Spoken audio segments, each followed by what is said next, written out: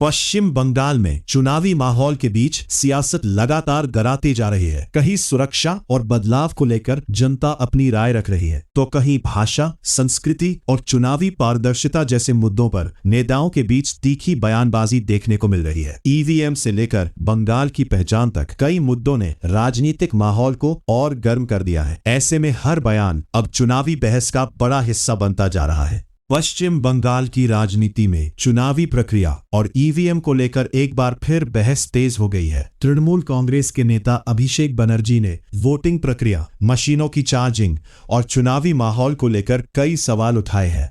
उनके इस बयान के बाद राजनीतिक गलियारों में नई चर्चा शुरू हो गई है और विपक्ष लगातार चुनावी पारदर्शिता को लेकर सवाल उठा रहा है। पहले आप उनका ये वीडियो देखिए। जहां पे मान लीजिए वोटिंग मशीन्स जो पूरा दिन आप ये कैमरा यूज कर रहे हो, बूम यूज कर रहे हो, भाई इसको आपको चार्ज तो करना पड़ता है।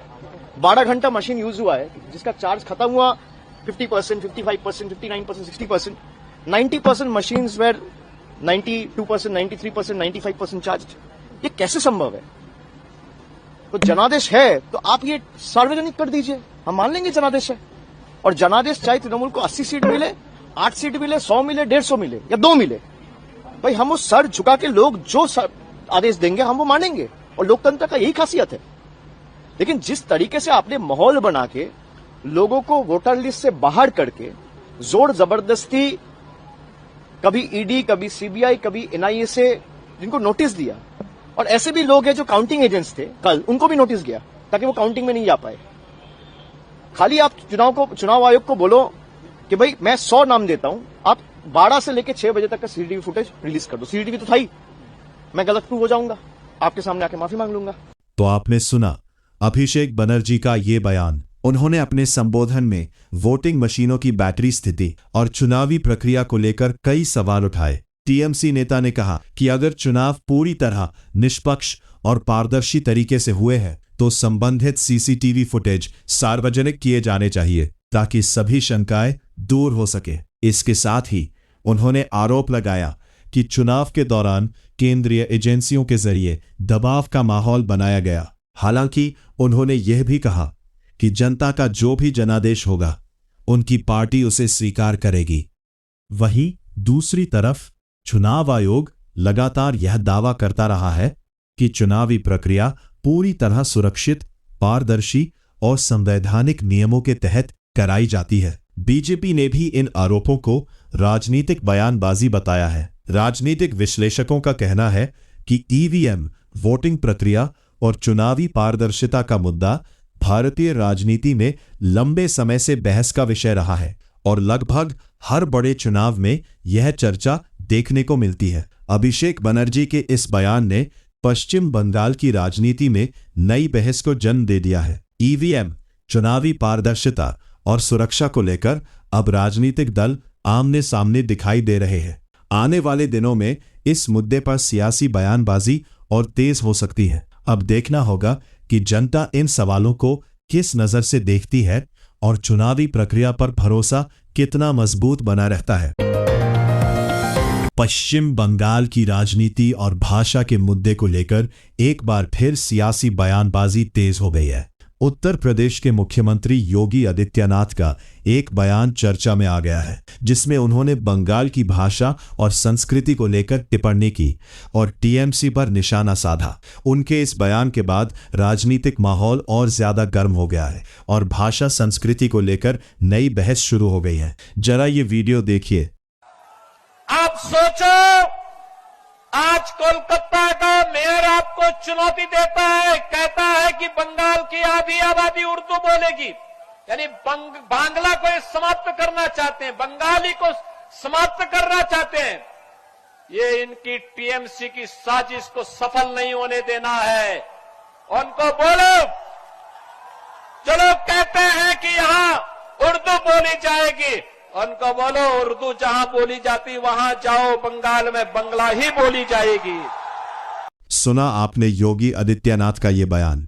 उन्होंने अपने संबोधन में बंगाल की भाषा, संस्कृति और पहचान को लेकर चिंता जताई और टीएमसी पर राजनीतिक आरोप लगाए। उन्होंने बंगाल की सामान्य पहचान को अच्छी पत्ती में चिंता जताई। योगी आदित्यनाथ ने कहा कि बंगाल की सांस्कृतिक पहचान और भाषा का सम्मान होना चाहिए और राजनीति के लिए समाज को बांटने से बचना चाहिए। हालांकि भाषा और पहचान से जुड़े मुद्दे काफी संवेदनशील माने जाते हैं और इस तरह के बयान अक्सर राजनीतिक बहस को और ज्यादा तेज कर देते हैं। वहीं टीएमसी और विपक्षी दल लगातार बीजेपी पर चुनावी ध्रुवीकरण की राजनीति करने का आरोप लगाते रहे हैं।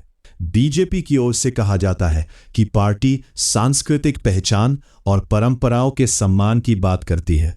राजनीतिक विश्लेषकों का मानना है कि पश्चिम बंगाल में भाषा, संस्कृति और पहचान के मुद्दे हमेशा से चुनावी राजनीति में अहम भूमिका निभाते रहे हैं और चुनाव के समय ये बहसें और तेज हो जाती हैं। योगी आदित्यनाथ का ये बाबूल मेला है। योगी आदित्यनाथ का ये बयान पश्चिम बंगाल की राजनीति में नई चर्चा और बहस का कारण बन गया है। भाषा, संस्कृति और पहचान जैसे मुद्दों पर अब राजनीतिक दलों के बीच बयानबाजी लगातार तेज होती दिखाई दे रही है। आने वाले दिनों में ये मुद्दा चुनावी माहौल को और गर्मा सकता है। अब देखना होगा कि जनता इन बयानों को किस नजर से देखती है और चुनाव में कौन से मुद्दे सबसे ज्यादा असर डालते हैं। अब बढ़ते हैं अगली खबर और। पश्चिम बंगाल में चुनावी माहौल के बीच राजनीतिक बयानबाजी लगातार तेज होती जा रही है। मीडिया से बातचीत के दौरान एक महिला ने राज्य की सुरक्षा, राजनीति और आने वाले चुनावों को लेकर अपनी चिंता जाहिर की। उसने कहा कि इस बार का चुनाव पश्चिम बंगाल के भविष्य के लिए बेहद अहम है। उसके बयान के बाद सोशल मीडिया और राजनीतिक गलियारों में भी चर्चा तेज हो गई है। पहले आप ये वीडियो देखिए। अगर इस बार भी बीजेपी यहाँ हार गई पश्चिम बंगाल के अंदर, फिर क्या होगा? उसका सवाल ही नहीं आता। इस बार हारना मतलब पश्चिम बंगाल को इंडिया से बाहर जाना पड़ेगा अगले 5 साल में। ये परिस्थिति है और पश्चिम बंगाल से कट जाएगा बंगाल एकदम, उसके रास्ता क्लियर हो जाएगा एकदम। चिकन नेक से शुरू करके जो जो परेशानियां झेल रही है अभी, पूरा इंडिया का थ्रेट बन चुका है पश्चिम बंगाल। ऐसा नहीं होना चाहिए, नहीं होना, कतई नहीं होना चाहिए। और जो भी राष्ट्रवादी जो भी है, जिस भी जाति के है, वो इस बार ऐसा नहीं होने देंगे। आपने सुना महिला का यह बयान। उसने अपनी बात में पश्चिम बंगाल की राजनीतिक स्थिति और राष्ट्रीय सुरक्षा से जुड़े मुद्दों को लेकर चिंता जाहिर की। महिला ने कहा कि राज्य के भविष्य और सुरक्षा को लेकर लोग काफी गंभीर हैं और चुनाव को बेहद महत्वपूर्ण माना जा रहा है। हालांकि चुनावी माहौल में इस तरह के भावनात्मक और तीखे बयान अक्सर सामने आते रहते हैं। राजनीतिक जानकारों का कहना है कि लोकतंत्र में अलग अलग राय होना स्वाभाविक है, लेकिन किसी राज्य को लेकर डर, सुरक्षा और बदलाव जैसे मुद्दे काफी संवेदनशील माने जाते हैं।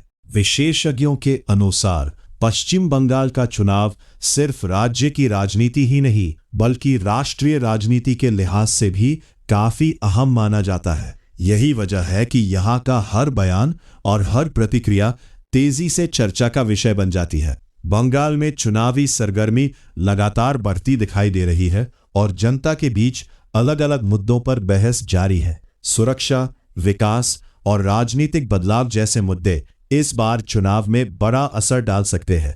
अब देखना होगा कि जनता किस मुद्दे को सबसे ज्यादा महत्व देती है।